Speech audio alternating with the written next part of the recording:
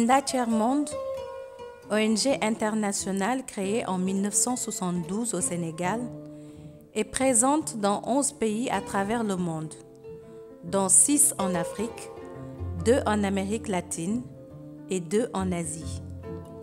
Par le biais de ces entités, Enda intervient dans une cinquantaine de pays. Enda s'est engagé dans différents programmes dont l'objectif est d'accompagner les communautés dans la défense de leurs droits au plan économique, social, environnemental et institutionnel. Il s'agit de les rendre plus résilientes pour qu'elles deviennent actrices de leur propre développement. Face à l'exploration et à l'exploitation menée par les industries extractives, les impacts négatifs liés aux droits des populations sont nombreux. À Darou Khoudoss, où Enda intervient, les effets négatifs sont sensibles, entre autres sur la santé des populations.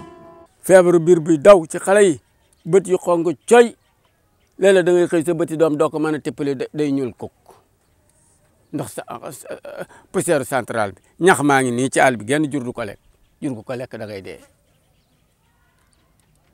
ñu nekk fii di naan ndox mi di ko noy laboratoire bi am na fii ci sama kër gi ñetti fan jël air bi ci nen bu tubaab gi la ko takkan jël na air bi jël li faam ci suuf si jël ndox mi jël ginaar yi waaye ba fii mu ne dañoo lànk ni résultat bi li laboratoire bi génne duñu ko wone ndax kon état mën naa dal ci seen kaw ndax garaaw ga mu garaaw.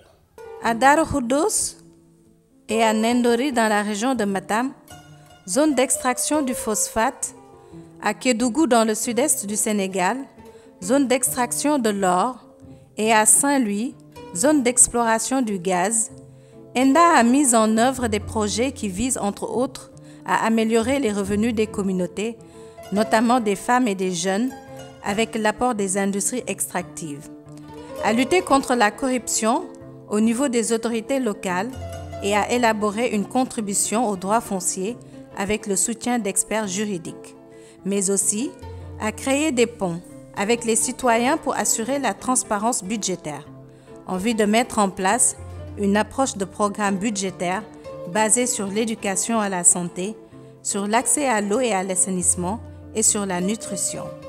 En un mot pour Enda, il s'agit d'encourager la participation des populations à la gouvernance du secteur extractif, en vue de faire bénéficier celles-ci des retombées des activités minières et gazières et d'en combattre les effets négatifs. Tout à fait, au début, il s'agissait de la mise en œuvre, de la mise en place du cadre, d'un cadre de concertation, un cadre qui a permis de regrouper les autorités locales, les autorités administratives, la société civile. Et donc ce cadre nous a permis en réalité d'avoir un cadre de concertation et de dialogue sur les industries extractives. Je pense que c'est ce qu'attendent les populations. Pendant presque 2 ans, je pense, nous avons travaillé avec Enda par rapport au baromètre du contrôle citoyen de l'extraction du gaz au niveau de Saint-Louis. C'est un projet peut-être qu'on a pris en avant parce que le gaz n'est pas encore exploité, mais il faut prendre les devants pour ne pas être surpris de ce qui va se passer au niveau de notre collectivité. Il y a autre chose également qui nous incombe beaucoup, ce sont les activités économiques. La pêche. Saint-Louis, c'est une zone de pêche. La principale activité économique, c'est la pêche. Aujourd'hui, on pense que cette pêche-là est menacée. Saint-Louis occupe la 2e place dans l'économie artisanale de la pêche au Sénégal, selon l'Agence nationale de la statistique et du développement. Mais les pêcheurs saint-louisiens sont dans le désarroi. L'exploitation n'a pas encore commencé.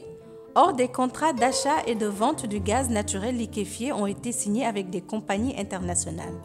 Et le désarroi pointe dans la communauté des pêcheurs. Nous avons aussi eu beaucoup d'inquiétudes par rapport à notre métier. Qu'est-ce que nous allons devenir demain?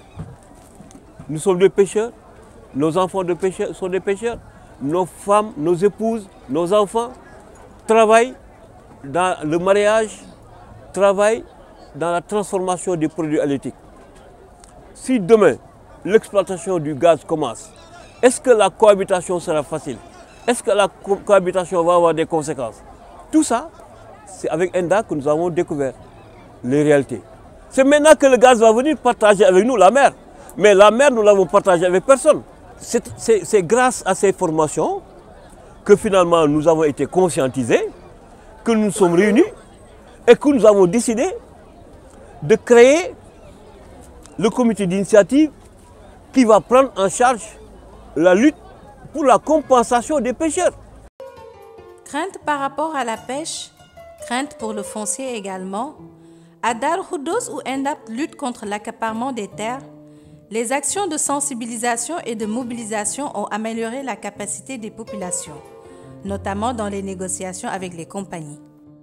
kuréel bu toll mel ni ENDA nag jóg wax dëgg yàlla def ci xeex bu am solo bu nga xamante ni bii tey ñun population bi ñun diwaan bi yëpp yëg nañu ko ndax ENDA defe naa ne bi mu njëkkee ñëw li mu njëkk a def mooy xool usines yi dugg ci biir population yi waxtaan ak ñoom dafa leen ay sensibilisation xool suñu diggante ak itam ni nga xamante ni mooy suuf ak ni ngeen ko xamee xam ni àddina si nit ñi dañuy yokk waaye suuf si du bouché benn yoon ñu xam tamit ne àddina si suñuy maam dañoo bàyyi woon suuf si ak suñuy baay bàyyi ko ak ñun nu war koo bàyyi ak suñuy doom kon bu ñu toppee phénomène bi nga xamoon ne fii ci diwaan bi defe naa dootuñu dese suuf ba tax na kenn ku ne tey ji taxaw nga taxawaay bu nga xamante ni bii da ngay jéem a sàmm sa suuf. soo déggee rek barka démb benn forum bu am solo ak benn marché bu rëy def nañ ko barka démb loolu yëpp tey bu ñu amee fitam tey grâce à ENDA ndaxte xamal na suñuy devoir xamal na lu nga xamante ni bii tey ñun bu ñu demee ba am benn problème fa la ñu war a taxawee tey nag bu suñoo seetaan ndax dañuy wóor nañu suñu demoon sax tey ba dem ci yoon suñu ginnaaw la ñuy nekk. À Kédougou aussi, l'impact de l'exploitation de l'or pèse sur l'environnement et la qualité de vie des populations.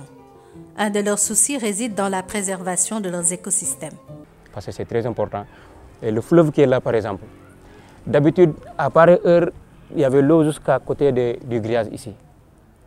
Mais avec l'utilisation de la société minière, l'eau, le pompage qu'ils font, la quantité d'eau dont ils ont besoin, ça a des effets sur le fleuve. Après, les gens, nos mamans, nos sœurs viennent faire la lessive ici, viennent utiliser beaucoup de trucs ici. Mais à la longue, après tout ça, ça va tarir. On est tout simplement en février. Ici, il commence à pleuvoir en fin mai, début juin. Il commence à pleuvoir. Et ça, pour que l'eau soit utilisable, il faut qu'on soit prêt au mois fin juin, début juillet. Sensibilisation, mobilisation, renforcement des capacités, ENDA a beaucoup apporté aux communautés. Mais les attentes sont encore importantes. D'être au diapason par rapport à l'enjeu qui se présente avec l'installation de la société minière. Aujourd'hui, c'est par rapport à l'environnement, pour ne pas dire la biodiversité, mais également il y a des questions de formation et d'employabilité par rapport aux jeunes qui sont là pour être carrément dans le contenu local. Et donc il y a également par rapport le fait de pouvoir rentrer dans les fonds, des différents fonds miniers. Et cela, ne serait-ce que ce qui est plus actuel, on parle des fonds de péréquation. Malheureusement, ils n'ont pas assez de répondants pour vraiment faire un plaidoyer fort à l'endroit de l'État. Donc, ils ont besoin d'être appuyés et accompagnés à ce niveau.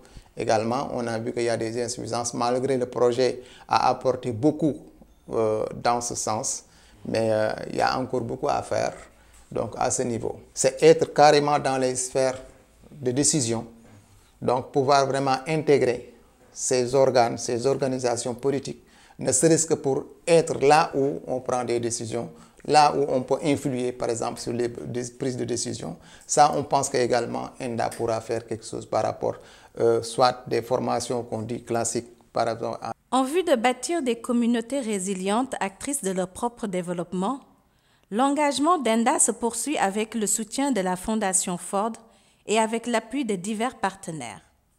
Elle se fait déjà sentir dans la participation des communautés à la définition, au suivi et à l'évaluation des politiques locales et nationales liées à l'accès aux fonciers, aux ressources minières, aux marchés locaux.